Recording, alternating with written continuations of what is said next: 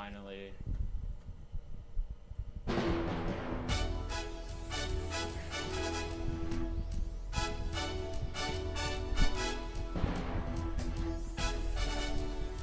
From Washington, the MikeLaughlin Group. The sharpest minds. Knife-like minds. So sharp they cut glass. And just wait till you see how sharp these minds are.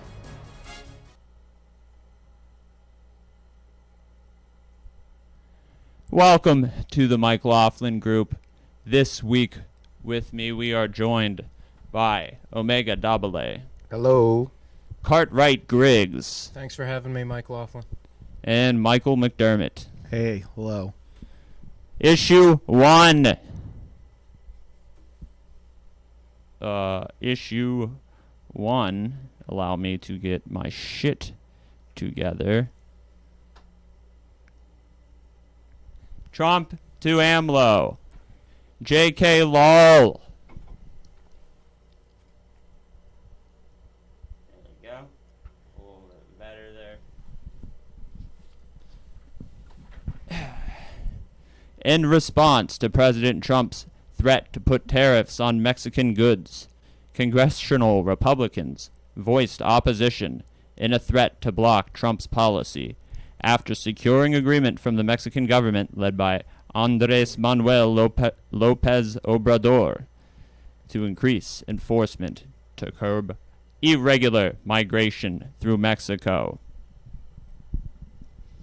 Did Trump's strategy work? Omega, I ask you. Yes, because they feel pressured, so now they're acting to the demands that the U.S. has proposed through external pressures of trade. You approve? No, I do not, but again, I do not have power. I can have opinions. Yes.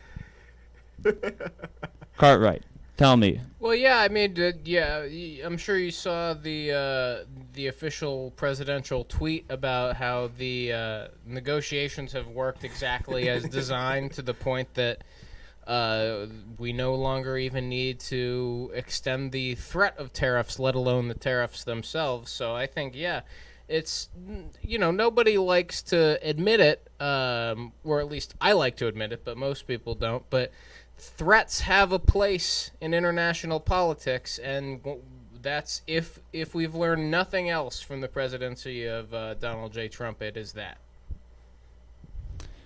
Mike, was this even a coherent strategy from the president?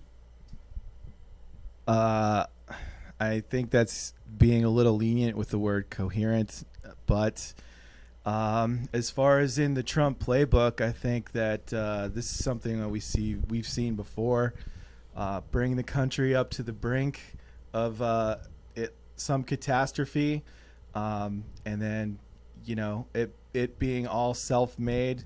And then finally, self-made man. Avert disaster at the last minute, and then claim victory for the manufactured scenario that you did in the first place. So coherent, I guess. It was already revealed before that Mexico would agreed to increase their immigration enforcement. So did this actually do anything, or was it just posturing? Anyone? Well, posturing is a time-tested political strategy, is it not? Especially when you're coming up on an election in 72 short months. He does have to win again. Mm-hmm. Well, I gotta say,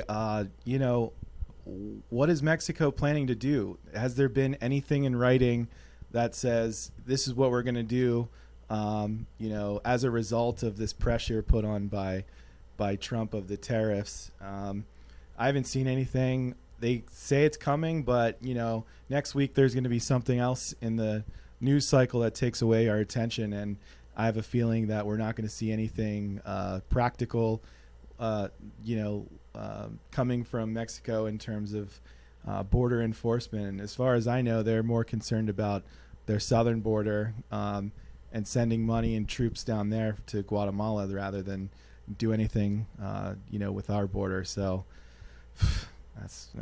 Yeah. So Response, anyone? piggybacking on Mike's point, yeah, they are, from reports, they are more concerned about the southern border with Guatemala, which is interesting because the current president, AMLO, is actually pretty far left, and his position prior to taking up power is more leniency towards immigrants. But there has been a 33% increase from the interior. This is the Mexican Interior Defense saying this, in terms of militarization of their border. But AMLO's take is more that there's a more larger issue in terms of what the reason why these families are moving into the United States or seeking some sort of asylum in Mexico or the United States. And the Trump administration's position is they don't want to take more immigrants or whatever, the president uses. I can't believe I called him a president. Oh my God. Anyways, You should be used to it by now, liberal. No, I'll never be used by that. He's such a failure. Anyway. It's going to be a long 5 years for Mr. Double A. Yeah, we're still in it. We've done 3 years so far. So far.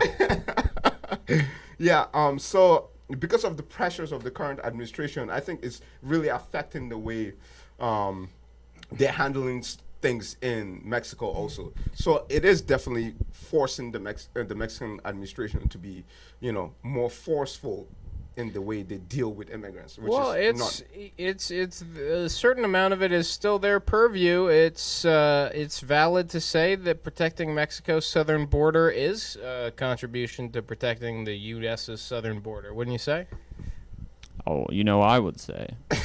'Cause you got caravans left, right, and center digging their way through Mexico like the Rio Grande version 2 and making their way straight up towards the heartland. So if Mexico thinks that they need to protect their southern border in order to stem the tide of migrants headed for the U.S., then to a degree that's that's their wheelhouse. They know what they're doing.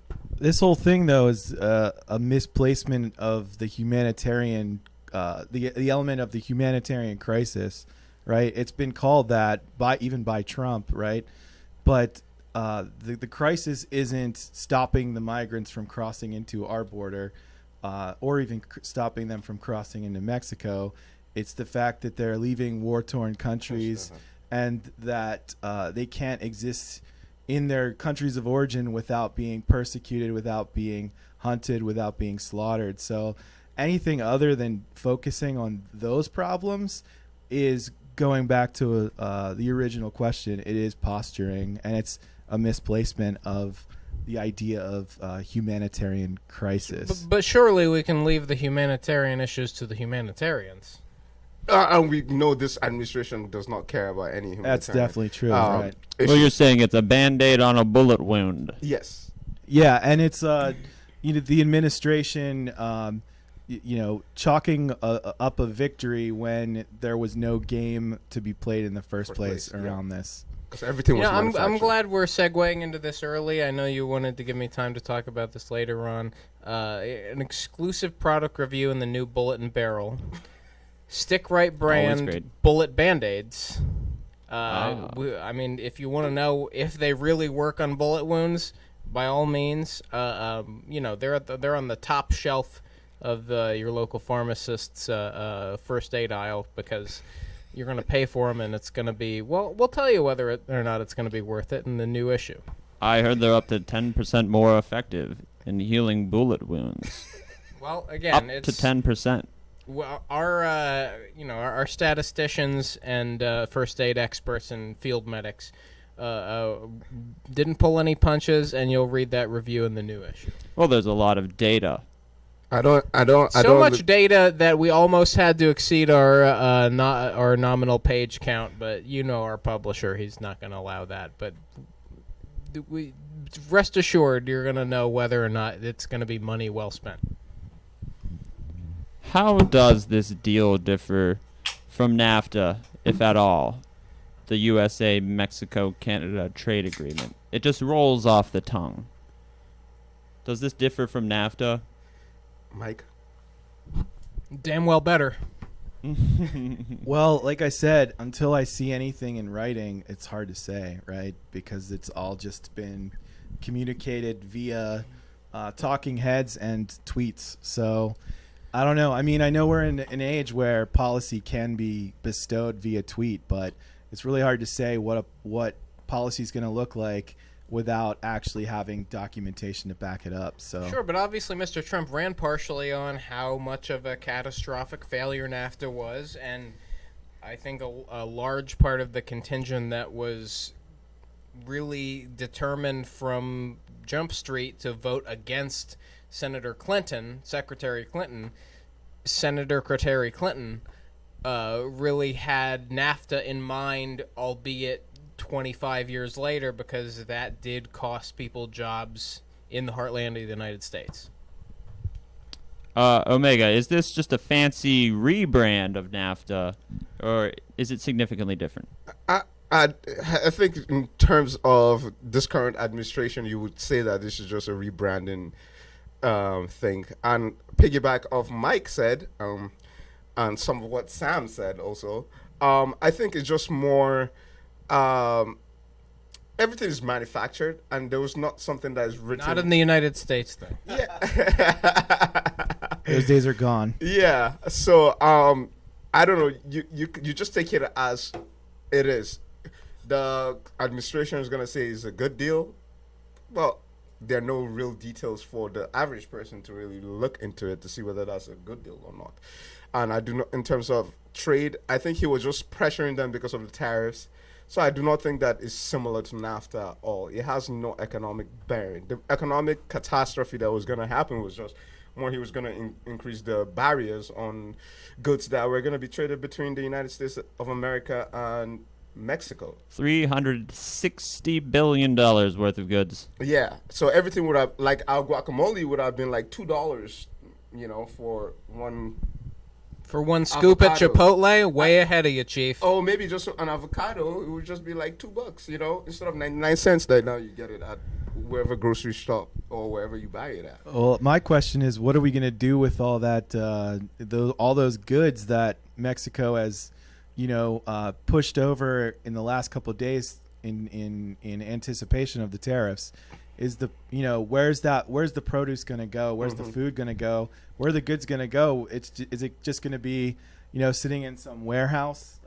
Fourth next of to July the Ark of the sticker Covenant sale. or what? Like 4th of July sticker sale. yeah. So 20% off. that huge push.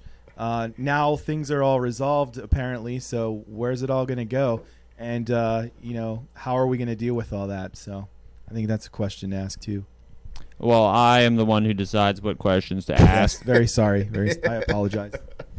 Is AMLO more centrist than everyone originally thought? Omega, you started to talk about this. I wouldn't say. I think this was just more like how we stated that it was more of a manufactured situation. I think he was forced, and he's from his background as a politician in Mexico. He's coming from the working class, so there are a lot of vested interests in terms of the wealthy class against him in general. So these pressures are really powerful when it comes to government, in any form of government in the world. So I think that plays a part as to his decisions and what has transpired in the last few days. He has to manage public perceptions, Yeah. whether he likes it or not. Exactly. So Bernie, watch out. What's up, Bernie?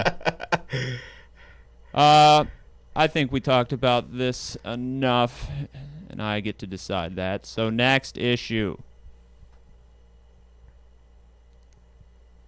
YouTube shits the bed, and that was just Monday. Tuesday, YouTube announced that it would not punish Steven Crowder for sustained homophobic harassment against Vox journalist Carlos Maza on the YouTube platform, and for selling a shirt saying socialism is for fags. After the social media backlash in support of Carlos Maza, YouTube announced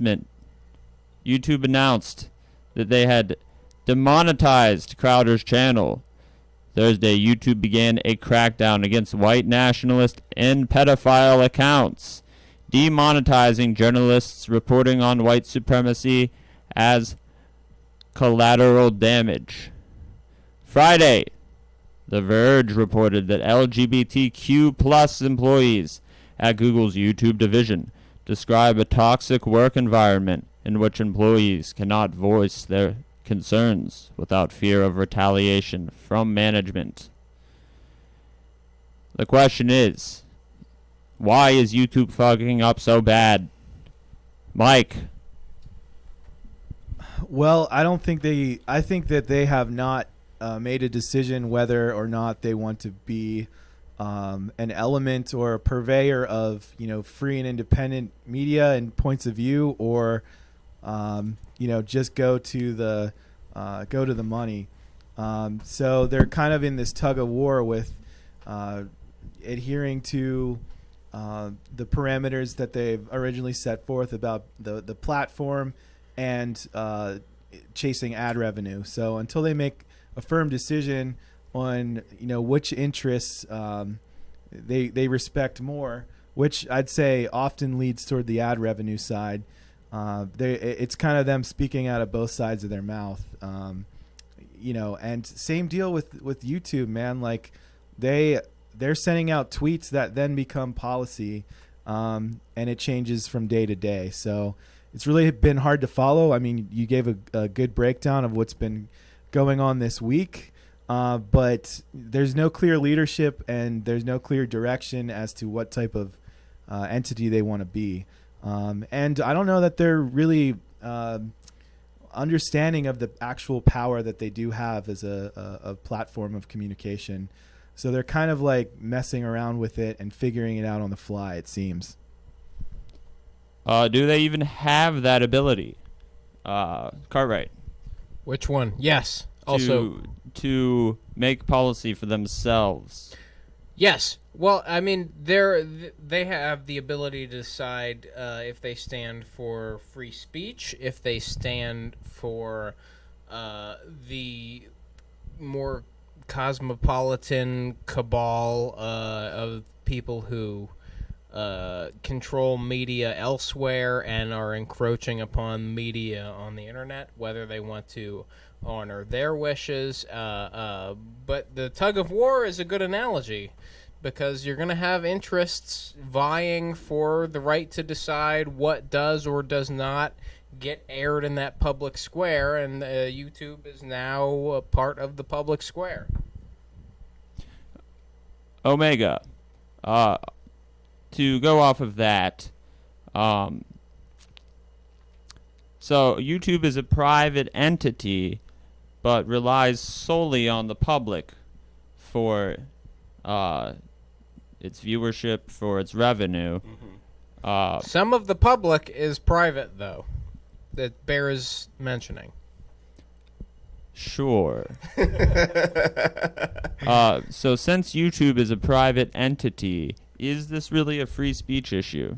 No, and why we're having this specific issue in regards to this YouTube thing is more, Mazda just made a request as to YouTube following their own set guidelines, which they have not really. And the Steven Crowder's situation is a straight black and white. I'm sorry, he was totally wrong. There's a way that you could be dunking on another person rather than going after sexual orientation, religion, or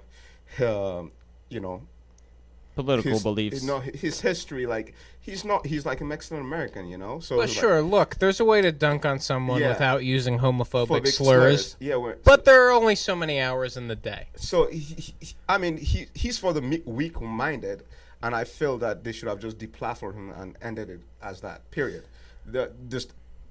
Like that's the stance. That's not the free market I know. The free market then says, in this time, Sam Adams. Well, what's his name? Adams. Wait, how am I making? I think you're thinking of Sam John Reingeist. No, not John Adams. I'm thinking of Steve Smith. No, Quincy Adams. Stephen A. Smith from Sports Center. What did he say about my it? mind right now. But anyway, the point is, since they believe in the market Adam Smith, thank you. The market will correct itself after we've deplatformed his Adam ass. Cole, I think you're thinking. So of. after he's off YouTube, he can go and make money somewhere else. Make money somewhere else, baby, is the name of his new And self-help let's not forget, book. they were not censoring him because they're just demonetizing. Demonetization has nothing to do with free I speech. got demonetized in a dark alley in Brooklyn last summer. You got robbed? His content is still up, so his free speech isn't being Infringed on. just his YouTube's willingness to pay him money based on their terms of services. Yeah. There's pre-stated terms of service. Something that always bugs me is that when free speech is talked about, it usually gets muddied into the idea of freedom of consequences when it comes to free speech, and that's not protected. There can be consequences to the things that you say, and there should be. And in this case, YouTube coming down and saying like, no, you're saying some hateful shit, therefore you're not going to make money from it directly, at least. Because I guess they asked them to take down those T-shirts. Are we relitigating the hateful shit clause again? I mean, yeah, let's do it. But I mean, not a there's lawyer, but- there's nothing that ACLU, there's Skokie, nothing that Illinois. says, if you say things that are protected under freedom of speech, then there is a freedom of consequences from other people or platforms acting against you. So And really, isn't that the most precious freedom of all? The laughter of a child. Yeah. the sound of one hand clapping. Wasn't that what we were talking about? Well, let me also just say, One clammy we've already hand. talked about the personal attacks being something that is, very lowbrow and something that Crowder was certainly guilty of. But there's plenty of fodder that he could have gone after with Vox itself. So the fact that he went personal and left the problems that Vox has and the biases that it has as a media institution, like, that just shows you who you're dealing with. You're not dealing with someone who is equipped to talk about the real issue of bias. You're talking about someone who is a bully in a schoolyard who makes fun of someone for how they look or what they are, and that's Yeah, we're just, talking about going after the low-hanging fruit. His Absolutely. phrase, not mine.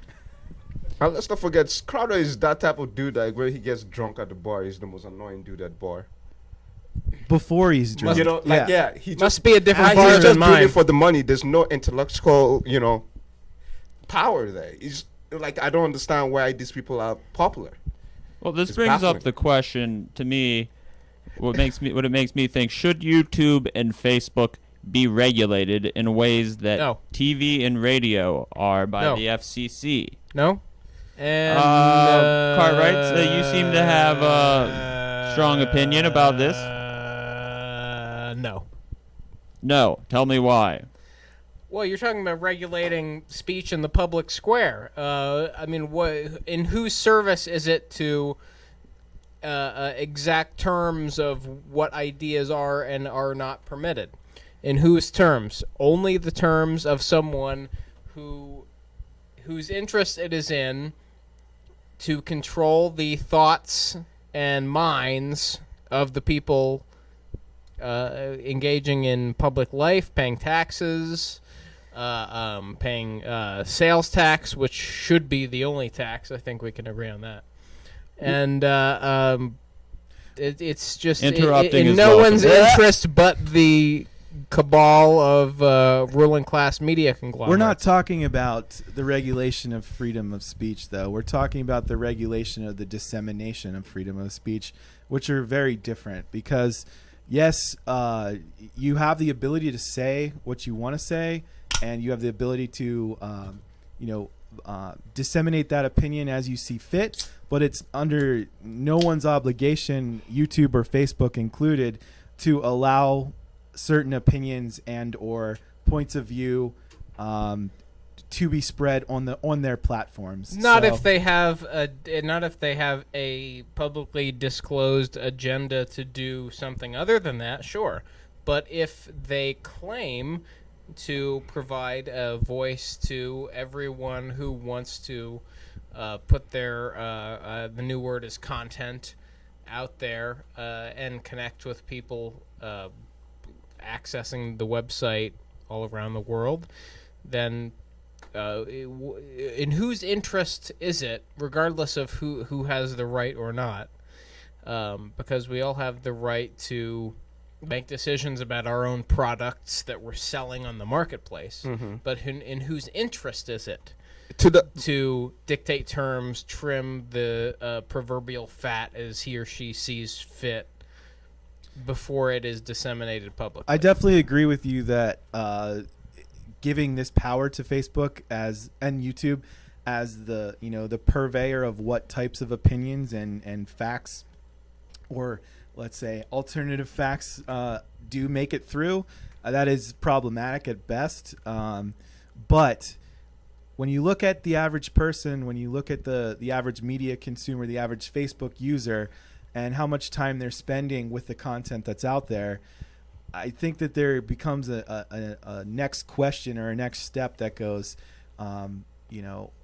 given the level of discourse, the simplicity of discourse that's taking place, doesn't it bear some responsibility of the platform to encourage a higher level of discourse, or at least be forthright or have a disclaimer about things that are, straight lies, fabrications, the fake news, so to speak? Sure, let me step here. No, because you're talking about, trying to veer away from simple discourse. You're talking about making it a more elitist gatekeeping platform. You're then opening the door to Russia to then flood the platforms with bots and those fake perspectives that influenced the last election. So it's either you come down and you take some responsibility for that, or you allow it to happen all over again. Inevitably, we were going to get back to Russia, weren't we? Well, let me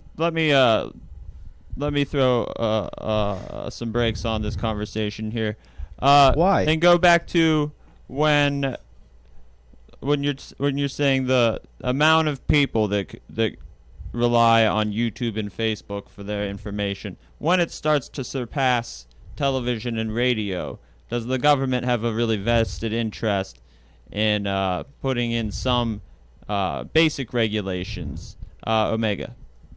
Yes, and that's the issue, because now the way that the American society has moved so far to the point that everybody questions everything, and there's no basis in truth. So everything is a gray line. So what led to that? It was the government's heavy-handed regulation of the publicly accessible media that existed before the internet. Now they're trying to do the same thing to YouTube. No, I wouldn't say that. I would say more. That's fine. I'm here for that. Yeah, it's totally fine.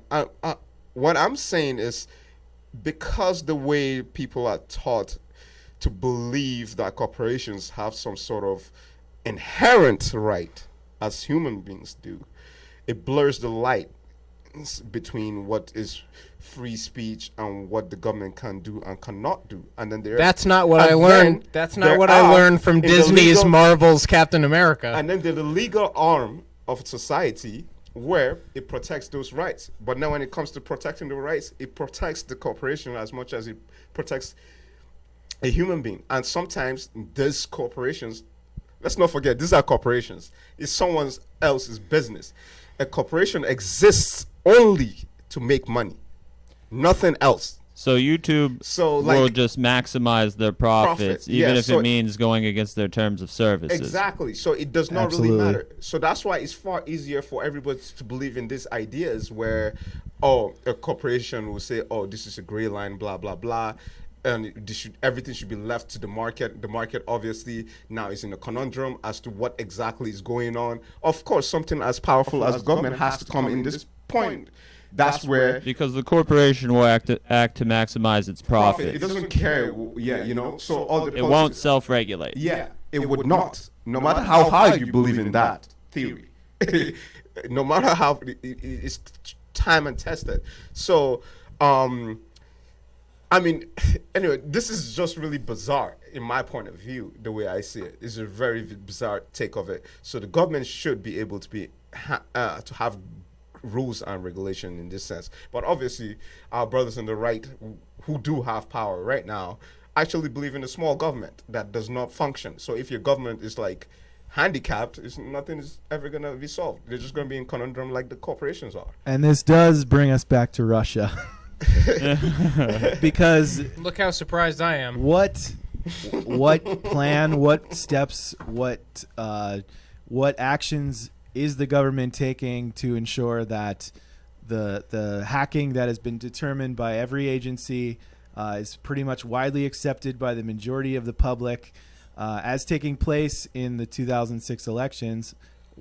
What steps have been taken to 2016. discourage that? 2016. Oh, what did I say? 2006. 2006. Yeah, well, maybe it's happening then too. We just didn't know about Right. it. But what is They happening? elected Senator Bob Casey. What is happening? What is the government doing? There's no plan. I've heard word zero from the administration about how that's going to be stopped or lessened. No, indeed not. And speaking of things that should have been stopped by now, have you been diagnosed with hemophilia? Because that wound still seems to be oozing over the 2016 election. Well, yeah, it was Not a threat. mentioned by Cartwright Griggs over It here. was a threat to our democracy. I mean, it obliterated a big part of our democracy, and there's been no steps to close that wound. So America's been bleeding out since. it was a shocking and traumatic experience to not have the preordained by the media candidate win as they were supposed to do, Yeah. as they have done every election prior thereto. Fair point. Fair point. And to be and to jump on Cartwright, and I agree with Cartwright. He's not even the one that brought up. No, if you want to jump to agree with me, that's fine. I will clear the way for you to do so. Yeah.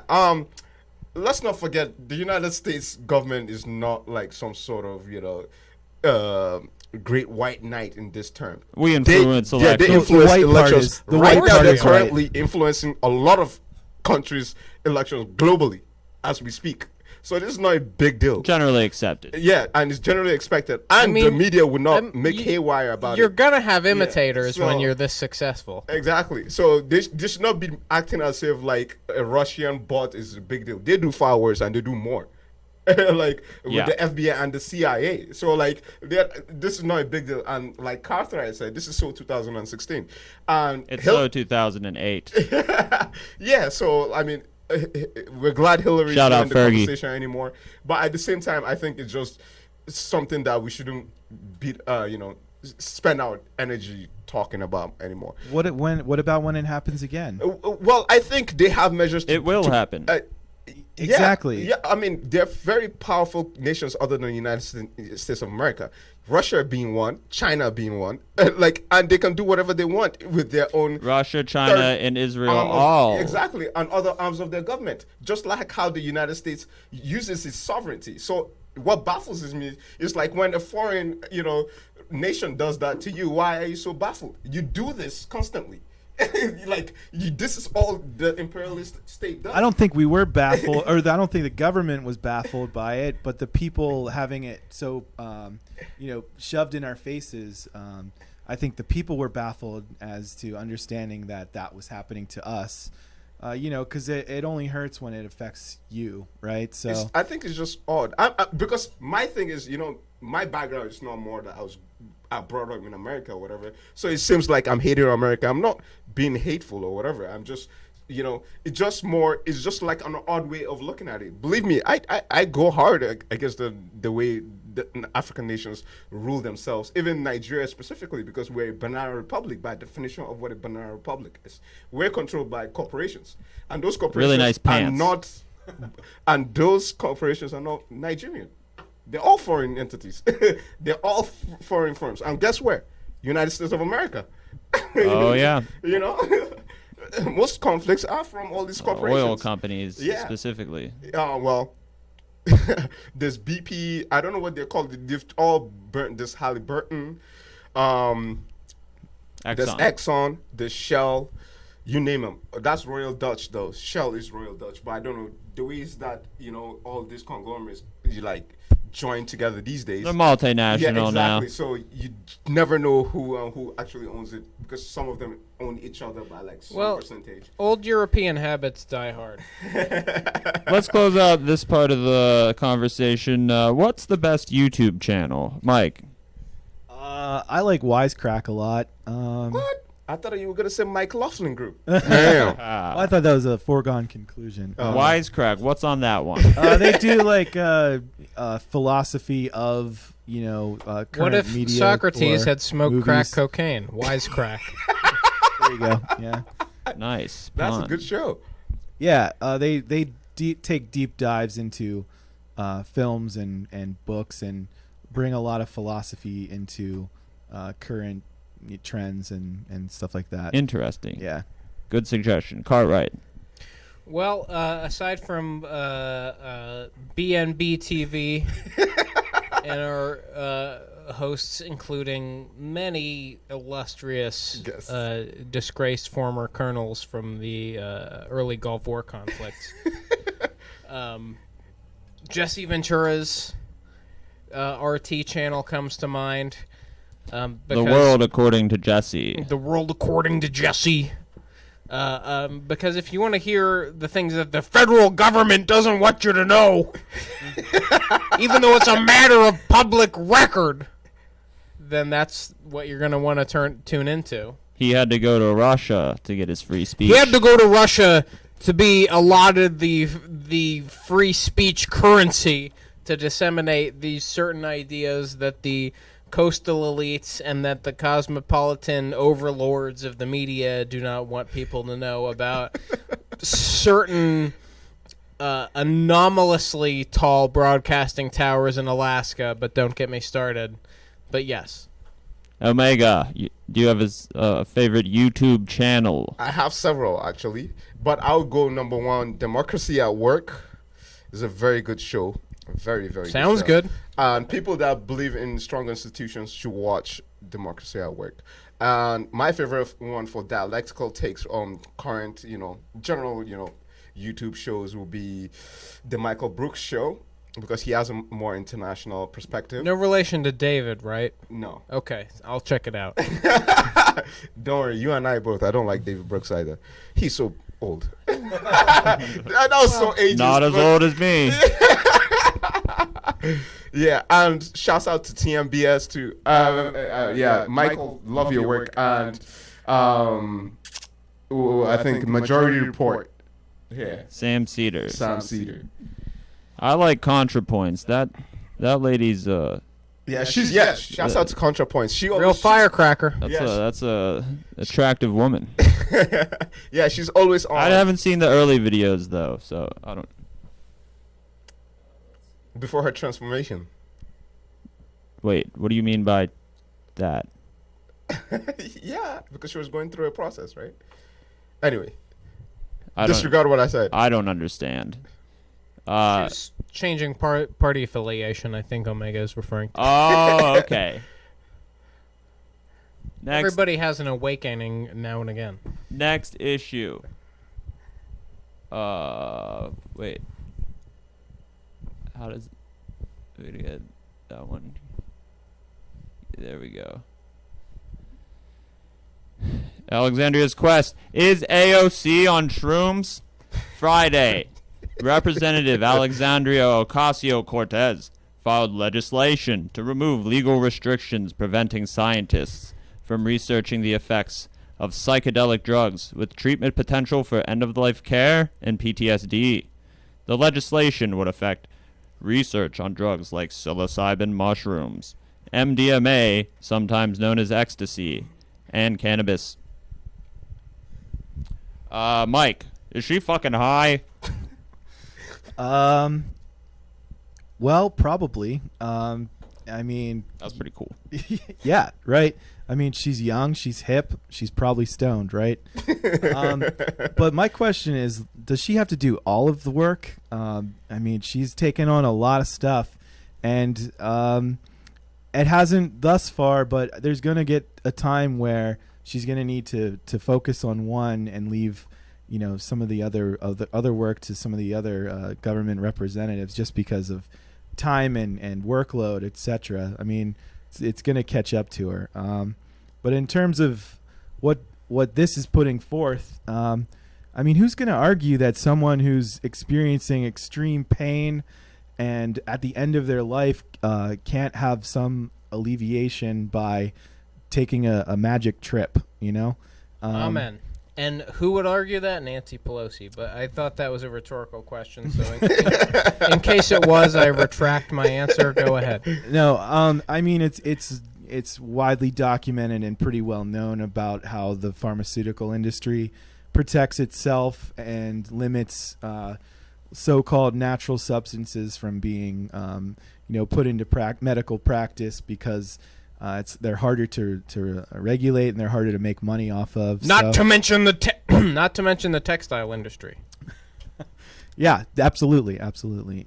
So is this going to be a smooth transition? Absolutely not. But Denver and Oakland, big ups. Decriminalizing psilocybin.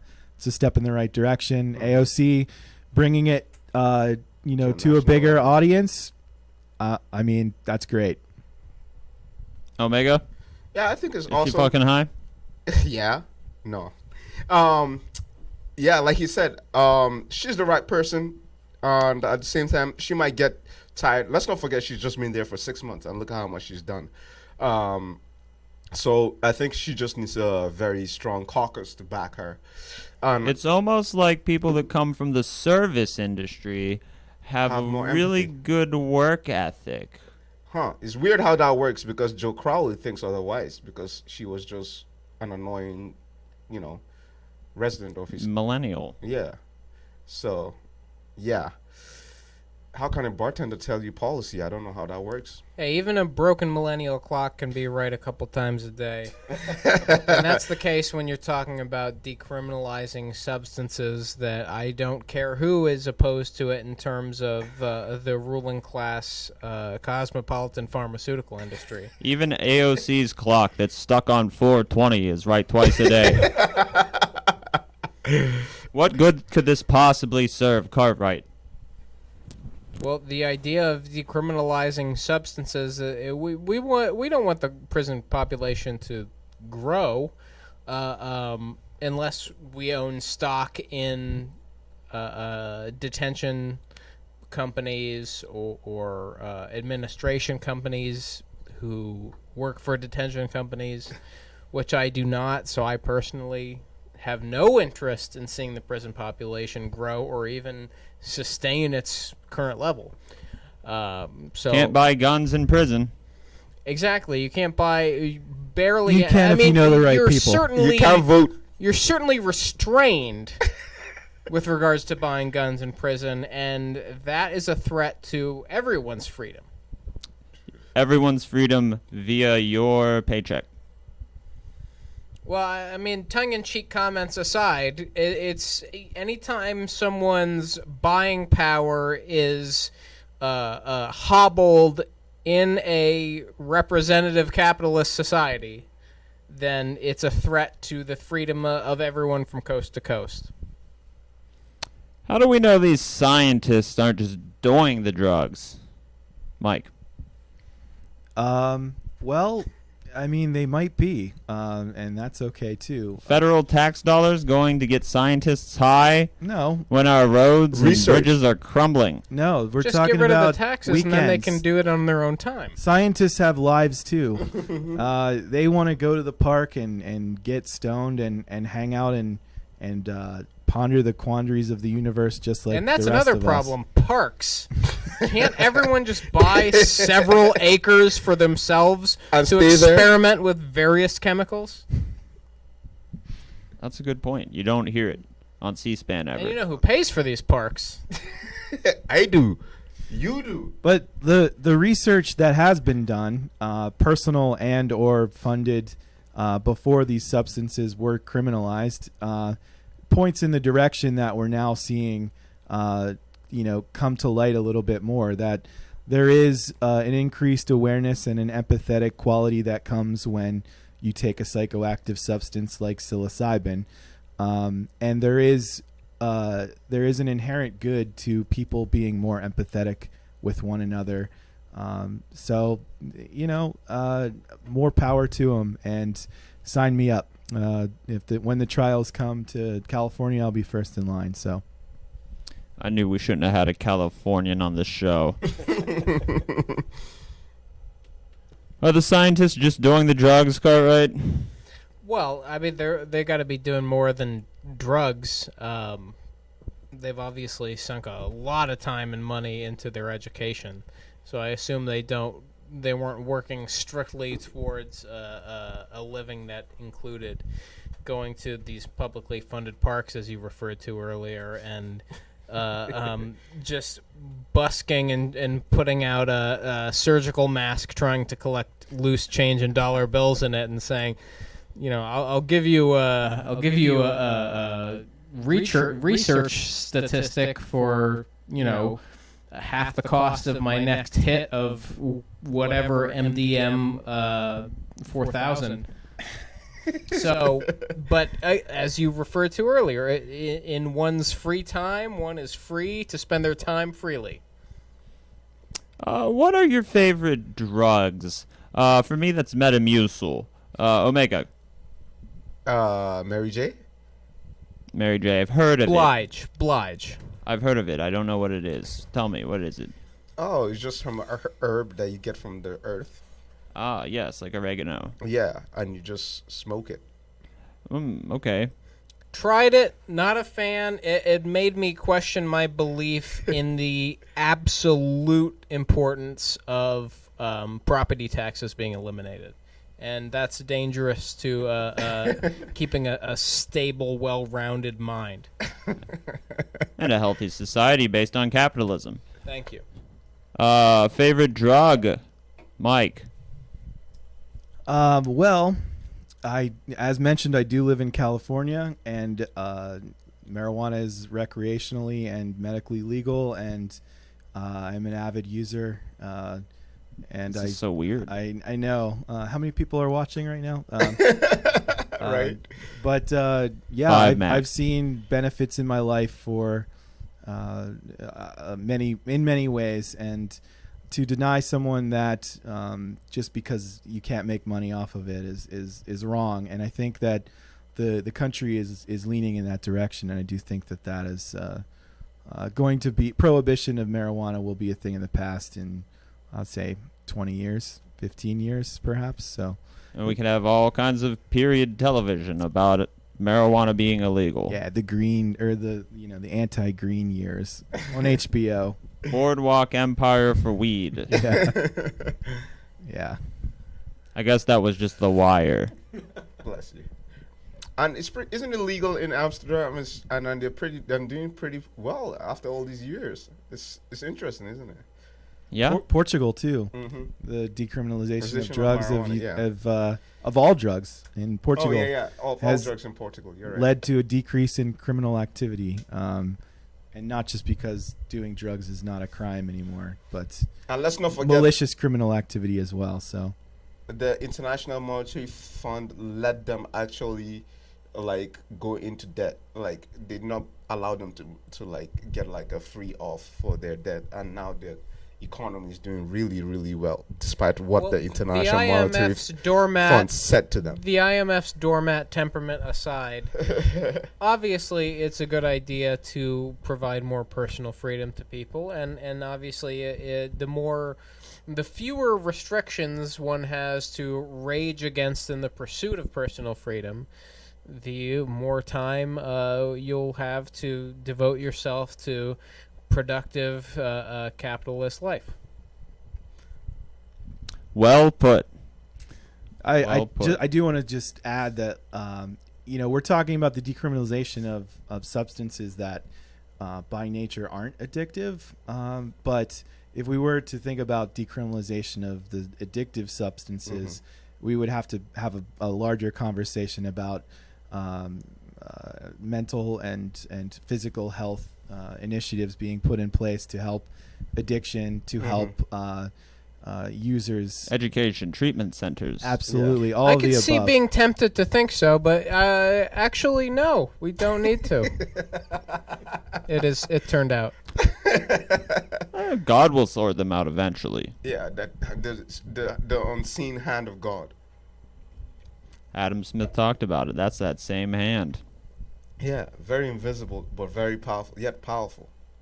I defy you to show me the cracks in those hands.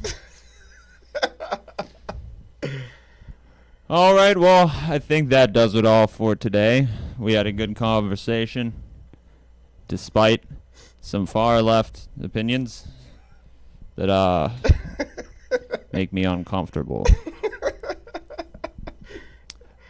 So for today, before we leave, does Free anyone? Steve Ducey. Of course, free Steve Ducey. Does anyone else have any plugs? Mike, anything to plug? You have a thing to plug, or you just chilling? Not now, but I'll send you some links later on to scroll across the screen. We can Cannabis at work. we I'll can get have around you on to it. another time remotely if you would like. That would be awesome. You could just pay to fly me here, and you could take it out of my per diem. I'm not getting paid by PBS anymore. This transition to Twitch has not been the smoothest, but in the future, perhaps. All right. Perhaps. In the meantime, just get a mic.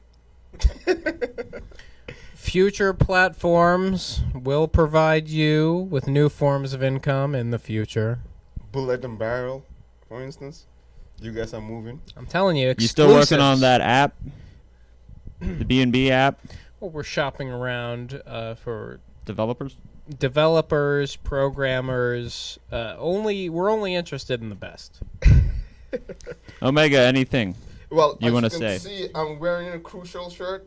This is my best friend's shirt from like years and years ago. No, Like, I don't have any Chimney. quarters. Yeah, so this You're is going like, to the laundromat later, you're he saying. made this in like 2015. So like I've worn it for a couple of shows. So I think at this point I should just give him a little shout out. Crucial. Shouts out to Sam Hemophilia. He's back in Lagos doing his thing. So is that a musician? No, he's a graphic designer. He went to Drexel. There's a back. Ah, yes. Show the camera. Yeah. Okay. Great designer. You can find him on Instagram. Just Sam Hemophilia. Crucial with Sam Hemophilia. Michelia. Mshelia. Very good. Very good. Your friend, the graphic designer. Yeah. You're going to have to get your staff to check on the consonant to vowel ratio there. You can't expect that much from unpaid interns. It's free labor. You can't. Thank you for watching. Catch us next week around 2 p.m. And we bid you bye-bye. Bye-bye.